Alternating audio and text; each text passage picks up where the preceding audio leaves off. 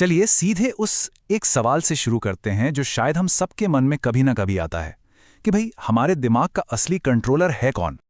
हम सबने ये महसूस किया है ना। पता होता है कि अब फोन रख देना चाहिए, पर उंगलियां हैं कि स्क्रॉल करती रहती हैं।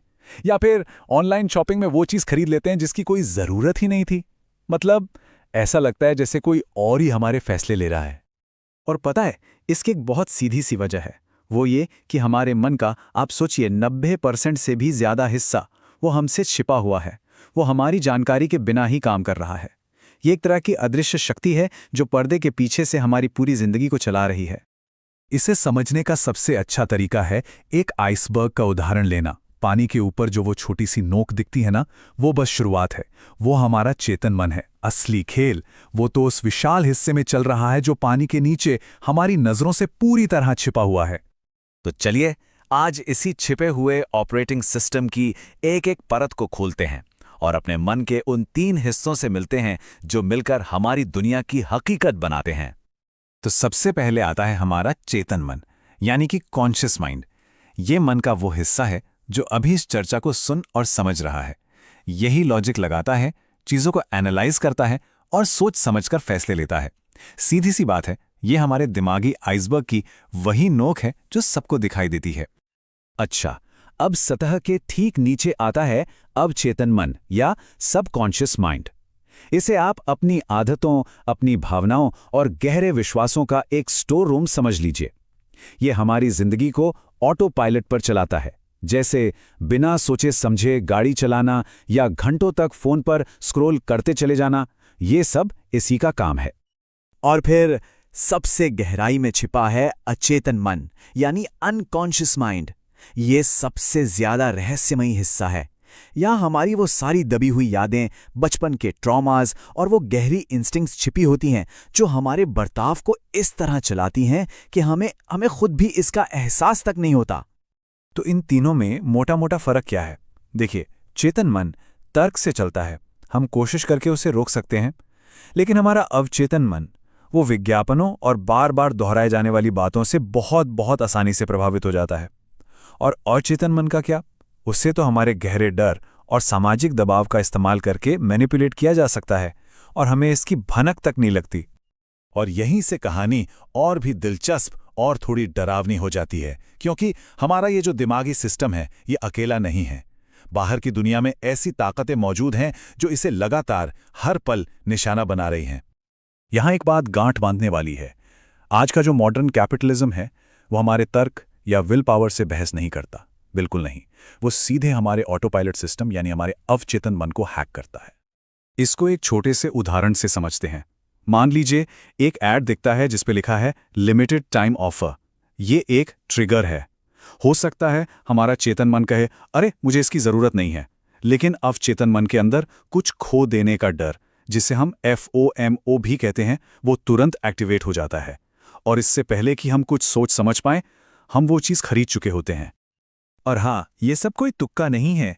ये सब कुछ बहुत सोच समझकर बाकायदा डिजाइन किया गया है। लोगों को प्रभावित करने के लिए कुछ खास मनोवैज्ञानिक तकनीकों का इस्तेमाल किया जाता है। तो सवाल उठता है कि ये मैनिपुलेशन होता कैसे है?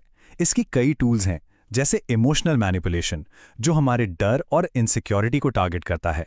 फिर है बिहेवियरल कंडीशनिंग जो रिवॉर्ड देकर हमारी आदतें बना देता है। और एक बहुत पावरफुल चीज़ है सोशल प्रूफ, मतलब ये यकीन दिलाना कि अरे जब सब लोग ऐसा कर रहे हैं तो ये सही ही होगा, और हम भी भेड़ चाल में शामिल हो जाते हैं। ये बात इस एक लाइन में बिल्कुल साफ हो जाती है।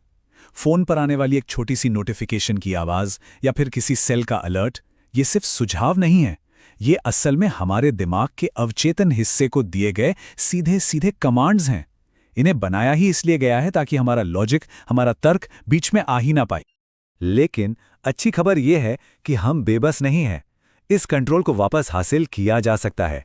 चलिए अब बात करते हैं कि यह होगा कैसे। तो देखिए, हमारे सामने 2 तरह की जिंदगियां हैं।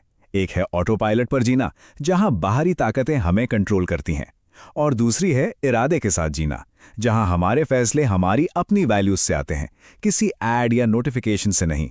और इस पूरे बदलाव की चाबी सिर्फ एक शब्द में है, जागरूकता। तो पहला कदम है अपने चेतन मन यानी कॉन्शियस माइंड को मजबूत बनाना। इसका सीधा सा मतलब है अपनी हर अचानक उठने वाली इच्छा पर सवाल उठाना। जब भी कुछ खरीदने का या करने का मन करे तो बस 1 सेकंड रुककर खुद से पूछना है, क्या ये इच्छा सच में मेरी अपनी है या मुझे ऐसा करने के लिए उकसाया जा रहा है। इसके बाद बारी आती है अवचेतन मन को रीप्रोग्राम करने की। इसका मतलब है जानबूझकर नई और बेहतर आदतें बनाना।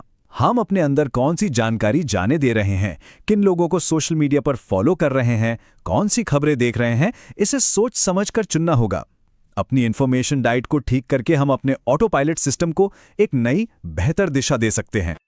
और आखिर में सबसे गहरे लेवल पर हम अपने अचेतन मन के जख्मों को भी भर सकते हैं। हाँ, इसके लिए अक्सर थेरेपी या शैडो वर्क जैसी प्रोफेशनल मदद की जरूरत पड़ती है, ताकि हम उन गहरे सदमों और डरों को समझ सकें जो अनजाने में हमारी जिंदगी की डोर खींच रहे हैं। और जब इन तीनों स्तरों पर काम शुरू होता है तो एक कमाल की बात होती है। सिर्फ हमारी आदतें नहीं, हमारी पूरी की पूरी हकीकत ही बदल जाती है, जागरूकता से आज़ादी की तरफ। तो इस सारी बातचीत का निचोड़ क्या है? बस एक लाइन में अगर कहूं तो जागरूकता ही असली आज़ादी है। ये समझना कि हमारा दिमाग काम कैसे करता है और ये जानना कि उसे कैसे मैनिपुलेट किया जा सकता है, यही उस मैनिपुलेशन से बचने का पहला और सबसे ज़रूरी कदम है। तो ये चर्चा इसी एक सवाल पर खत्म होती है। अगली बार जब भी मन में कोई बहुत मजबूत इच्छा या कोई विचार आए तो एक पल रुककर बस खुद से ये पूछना है कि ये विचार आया कहाँ से, क्या ये सच में मेरा अपना है? अगर वीडियो पसंद आई हो तो फोकस ट्यूबर को सब्सक्राइब जरूर करें।